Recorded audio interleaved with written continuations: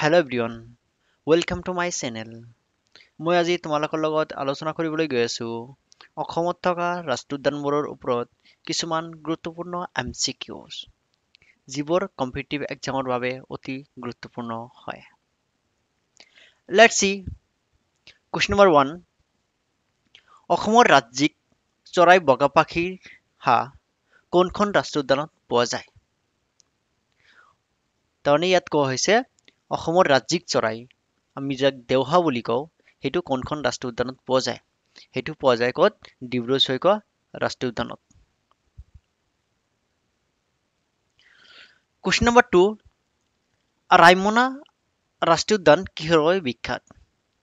ৰায়মনা ৰাষ্ট্ৰীয় উদ্যানখন কিহৰ বাবে বিখ্যাত? এইটো হ'ল গল্ডেন লেংগুৰ। ৰায়মনা ৰাষ্ট্ৰীয় উদ্যান গল্ডেন লেংগুৰৰ বাবে বিখ্যাত। কোনটো বছৰত নামেৰিক ৰাষ্ট্ৰীয় উদ্যান হিচাপে ঘোষণা কৰা হৈছিল? কোনটো বছৰত নামেৰিক ৰাষ্ট্ৰীয় উদ্যান হিচাপে ঘোষণা কৰা হৈছিল?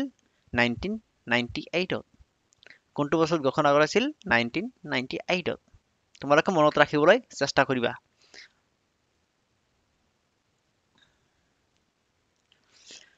কাজিৰঙা ৰাষ্ট্ৰীয় উদ্যানখন কোনখন জিলাত অৱস্থিত? কাজিৰঙা ৰাষ্ট্ৰীয় উদ্যানখন কোনখন জিলাত অৱস্থিত? যদি তোমালোকে তলত ইংলিছতো দিয়া আছে কুৱেশ্যনটো, তোমালোকে লাগিলে চাই ল'বা। কাজিৰঙা ৰাষ্ট্ৰীয় উদ্যানখন কোনখন জিলাত অৱস্থিত? এইটো হ'ল তোমাৰ গোলাঘাট আৰু নগাঁও জিলাত অৱস্থিত।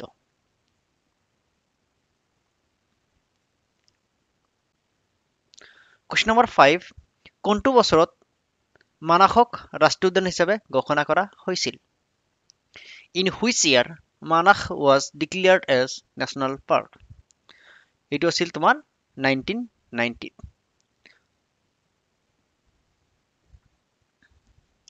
Question number 6।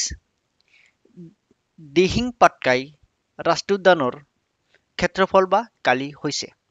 দিহিং পাটকাই ৰাষ্ট্ৰীয় উদ্যানখনৰ কালি কিমান? দিহিং পাটকাই ৰাষ্ট্ৰীয় উদ্যানখনৰ কালি হৈছে 230.65 স্কুৱাৰ কিলোমিটাৰ।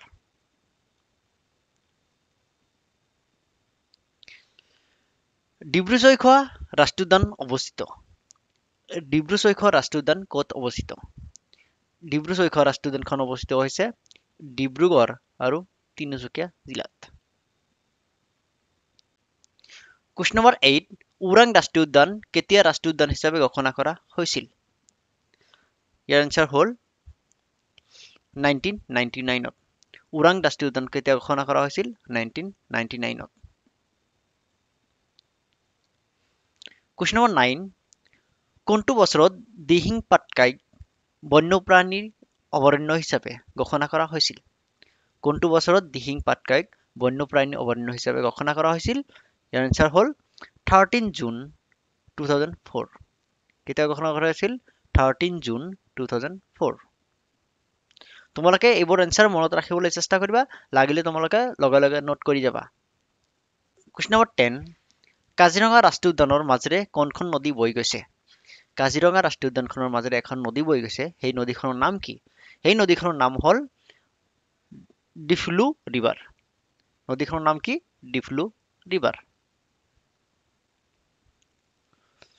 মানাস ৰাষ্ট্ৰীয় উদ্যানক ইউনেস্কোই বিশ্ব ঐতিহ্য ক্ষেত্ৰ হিচাপে ঘোষণা কৰিছিল। মানাস ৰাষ্ট্ৰীয় উদ্যানক ইউনেস্কোৰ দ্বাৰা বিশ্ব ঐতিহ্য ক্ষেত্ৰ হিচাপে কেতিয়া ঘোষণা কৰা হৈছিল? এইটো হ'ল 1985ত।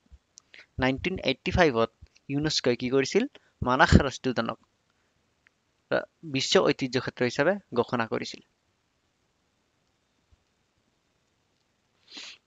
নামেৰী ৰাষ্ট্ৰীয় উদ্যানৰ কালি হৈছে? Question number 12। নামেৰী ৰাষ্ট্ৰীয় উদ্যানৰ কালি হৈছে 200 কিলোমিটাৰ স্কুৱাৰ। নামেৰী ৰাষ্ট্ৰীয় উদ্যানখনৰ কালি হৈছে 200 স্কুৱাৰ কিলোমিটাৰ। Question number 13। ভাৰতত ৰাষ্ট্ৰীয় উদ্যানৰ সংখ্যাত অসমৰ পদবী কিমান? তাৰমানে ইয়াত কোৱা হৈছে ৰাষ্ট্ৰীয় উদ্যানৰ সংখ্যাৰ ওপৰত ভিত্তি কৰি অসম কেই নম্বৰত আহে, আৰু ইয়াৰ এনচাৰ হ'ল 3rd নম্বৰ। অসম 3 নম্বৰত আহে। তোমালোকে কি কৰিবা? প্ৰথমখন আৰু দ্বিতীয়খন 1 নম্বৰ আৰু 2 নম্বৰ কোনখন ৰাজ্য তোমালোকে উলিয়াই কমেণ্টত কমেণ্ট কৰিবা।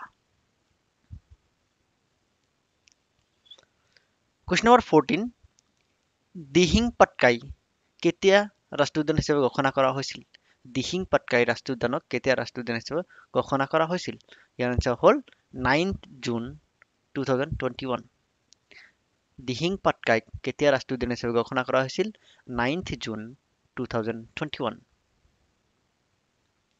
কুৱেশ্যন নম্বৰ 15 মানাস কেতিয়া tiger project question number 15 Manas কেতিয়া প্ৰজেক্ট টাইগাৰৰ অধীনলৈ আহে এটো হল 1973 আৰু ইয়াৰ আনসাৰ হল 1973 কোনটো বছৰত কাজিৰঙাক ইউনেস্কোৰ দ্বাৰা বিশ্ব ঐতিহ্য ক্ষেত্ৰ হিচাপে ঘোষণা কৰা হয়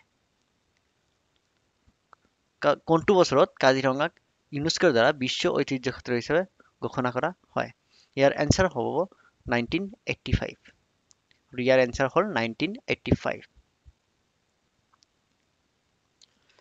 কুৱেশ্যন নম্বৰ 17 মানাস ৰাষ্ট্ৰীয় উদ্যানৰ কুৱেশ্যন নম্বৰ 17 মানাস ৰাষ্ট্ৰীয় উদ্যান কিহৰ বাবে বিখ্যাত মানাস ৰাষ্ট্ৰীয় উদ্যান বিখ্যাত হ'ল water buffalo and tiger Manas ৰাষ্ট্ৰীয় উদ্যান কিহৰ বাবে বিখ্যাত wild water buffalo or tiger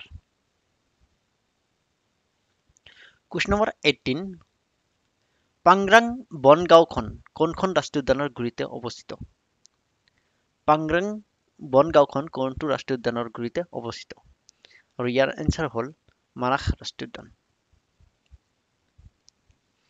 question number 29 অসমত কিমান ৰামচাৰ সাইট আছে অসমত কিমান ৰামচাৰ সাইট আছে অসমত মাত্ৰ এখন ৰামচাৰ সাইট আছে সেইটো হ'ল দীপৰ বিল কুৱেশ্যন নম্বৰ 20 প্ৰজেক্ট টাইগাৰৰ অধীনলৈ কেতিয়া কাজিৰঙা আহে কাজিৰঙা কেতিয়া প্ৰজেক্ট টাইগাৰৰ অধীনলৈ আহে এইটো আনসাৰ হ'ব 2007 কুৱেশ্যন নম্বৰ 21 ডিব্ৰু-ছৈখোৱা ৰাষ্ট্ৰীয় উদ্যানক বায়োস্ফিয়াৰ সংৰক্ষিত বনাঞ্চল হিচাপে চিনাক্তি কৰা হৈছিল কেতিয়া ডিব্ৰু-ছৈখোৱা ৰাষ্ট্ৰীয় উদ্যানক বায়োস্ফিয়াৰৰ সংৰক্ষিত বনাঞ্চল হিচাপে চিনাক্তি কৰা হৈছিল আৰু ইয়াৰ আনসাৰ হ'ব 1997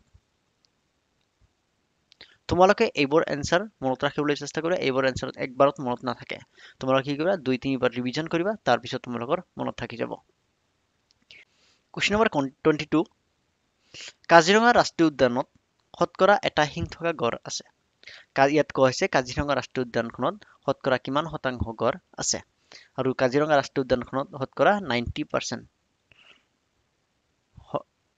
এটা শিং থকা গড় আছে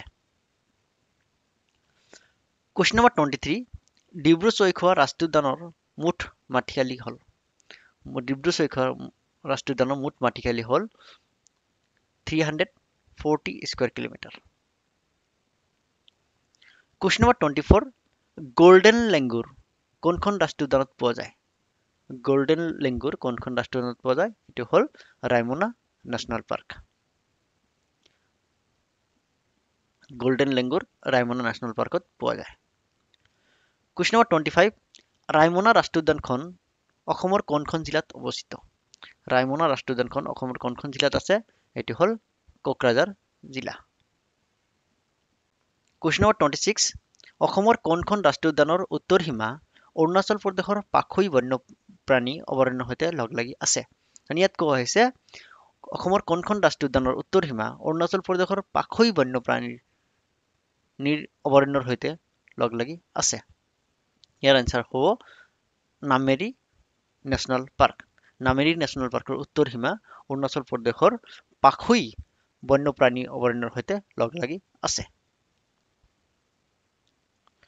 কুৱেশ্যন নম্বৰ 27 কোনখন ৰাষ্ট্ৰীয় উদ্যানক ৰয়েল ৰাষ্ট্ৰীয় উদ্যান বুলিও কোৱা হয় তখন ইয়াত কোৱা হৈছে কোনখন ৰাষ্ট্ৰীয় উদ্যানক ৰয়েল ৰাষ্ট্ৰীয় উদ্যান বুলি কোৱা হয় ইয়াৰ আনসাৰ হ'ব মানাস ৰাষ্ট্ৰীয় উদ্যান মানাস ন্যাশনাল পাৰ্কক কি কয় ৰয়েল ৰাষ্ট্ৰীয় উদ্যান হিচাপে জনা যায় কুৱেশ্যন নম্বৰ 28 অসমৰ সৰ্ববৃহৎ ৰাষ্ট্ৰীয় উদ্যানখন কোনটো অসমৰ সৰ্ববৃহৎ ৰাষ্ট্ৰীয় উদ্যানখন কোনটো ইয়াৰ আনসাৰ হ'ব মানাস ৰাষ্ট্ৰীয় উদ্যান মানাস ন্যাশনাল পাৰ্ক